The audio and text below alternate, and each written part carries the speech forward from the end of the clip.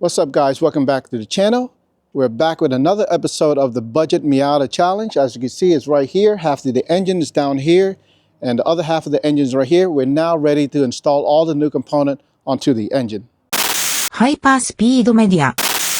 And if you're following my Instagram, you'll notice that the engine bay is already painted and it's looking nice and fresh. The brake booster is installed, and also if you notice, the wire is already tucked.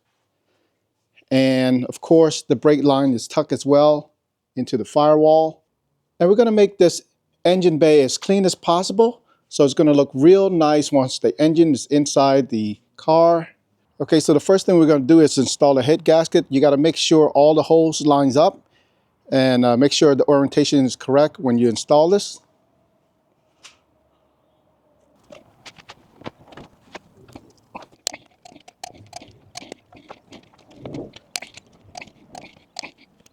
Okay, so here's the oil filter adapter, and this is the factory gasket, and this is the aftermarket one. I don't see anything else in here that could look like this one. This is the most closest one, and as you can see, it does not fit this at all. It's slightly smaller and it doesn't fit flush compared to the factory one. So I'm just going to reuse the factory one, but that's what I noticed upon installing this. Do not use that at all. It's going to leak, and put the factory one back in. So yeah, this is a fail. Don't use this at all. Okay, so here's the rear main seal off the engine gasket kit from Engine Tech. I'm going to use this for the rear main seal. Of course, you got to lube it a little bit before you install it.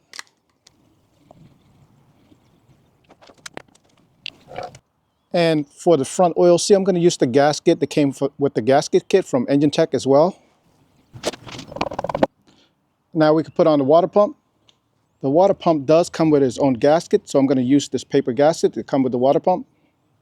And the easiest way to use these paper gasket is to use a RTV and smear a little bit just to keep it in place. And now we can line up the paper gasket. Now we can install the water pump. Don't forget to put these little rubber gasket on the top.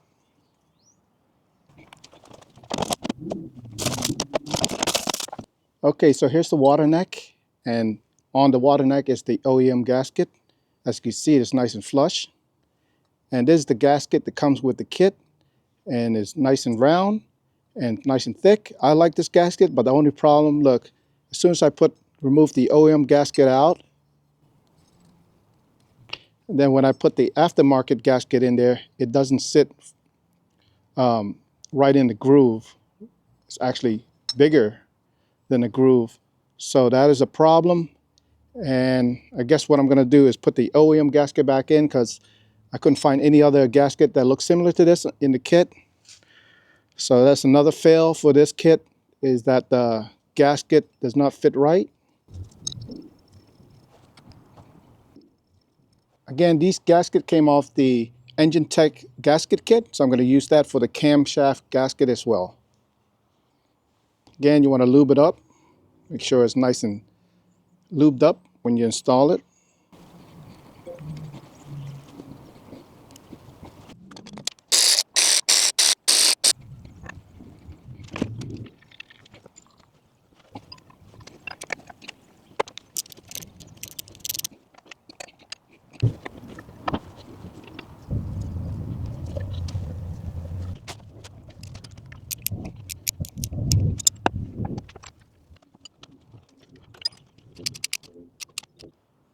Okay, so the gasket kit does come with these gaskets for the front cover right here.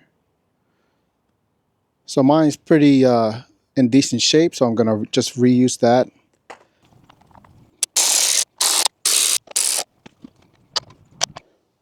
Okay, so the easiest way to tighten the crank bolt right there is to use a pry bar, which I got right here, and also a torque wrench. So you want to put the pry bar between the bolt between the flywheel bolt. Then also just tighten it down with a torque wrench on this side. So here's the gasket for the cam sensor. As you can see, I took it off from the OEM one, and it's really hard and brittle, and it cracked in half. And here's the new one, and it fits perfectly without any issue. So we're going to use that.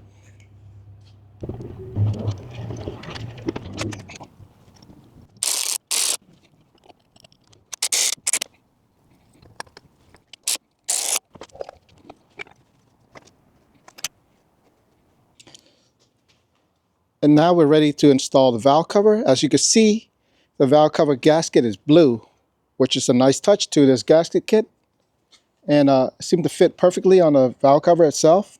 Make sure you guys put a dab of RTV first before you put the valve cover on.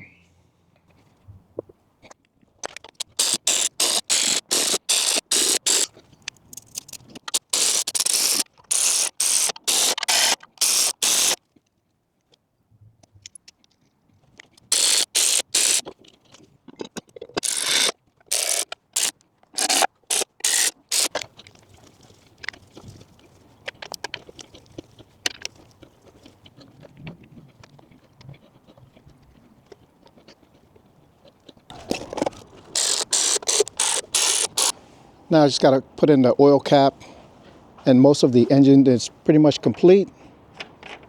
Okay, so here's the gasket that came with the engine kit. As you can see, it does not fit correctly. The hole doesn't even line up. So I think this is for a 1.6 engine, but we have a 1.8 right here. So I'm going to reuse the old one, which is this one right here. And now let's take a look at the clutch. Here's the pressure plate. It looks pretty decent. This is the clutch itself. And here's all the bearing and the clutch alignment tool.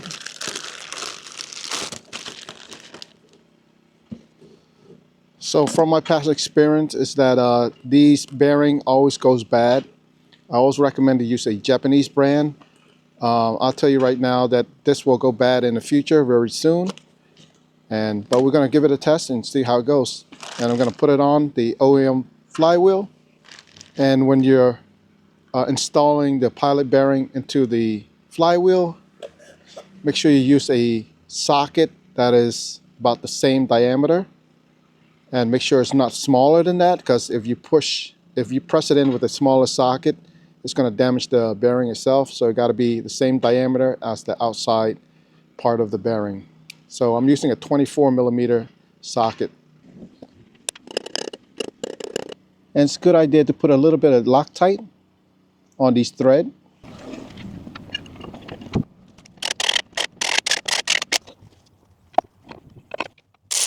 And here's the engine mount. Now what I like to do is use zip ties right here to kind of hold these in place. And then once I drop it into the engine bay, then I'll cut the zip tie and bolt this down.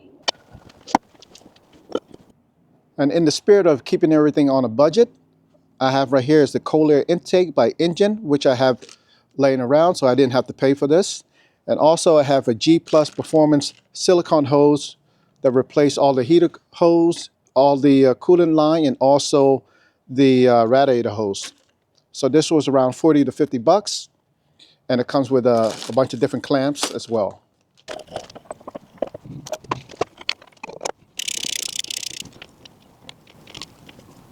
All right, so now we're ready to install the engine, but before we do that, I have to lift the engine so I can put the new engine mount in, which is right here.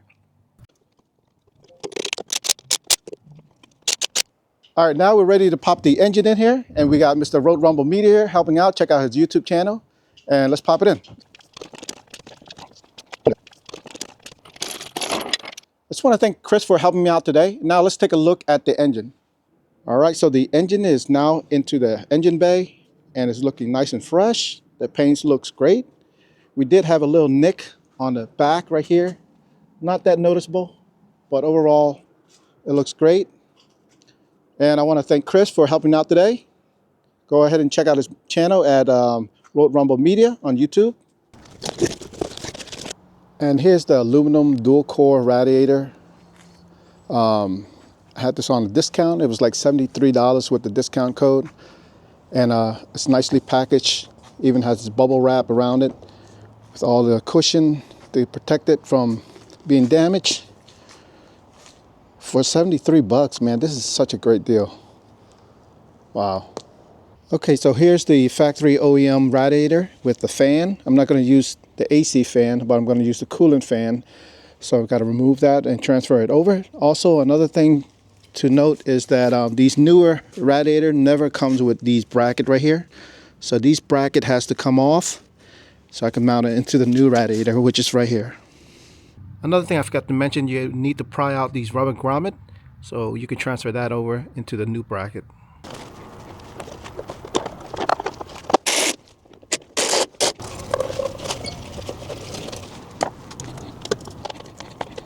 And again, keeping everything on a budget, we got coolant right here, which is around $5 from Rock Auto, and then the cheapest budget oil from Costco. So I'm going to fill that up real quick. Now's the moment that you all been waiting for.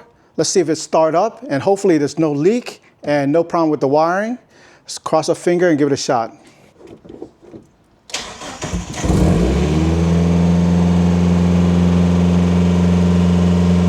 So that is it for this video, guys. So the engine started with an idle hesitation issue, which is mainly because it's still using the automatic transmission ECU. So the next thing we're going to do is swap all that stuff in a future video, and also paint the whole car and do a full restoration and rust repair in the back. So stay tuned, subscribe to the channel, and I'll see you on the next video. ハイパースピードメディア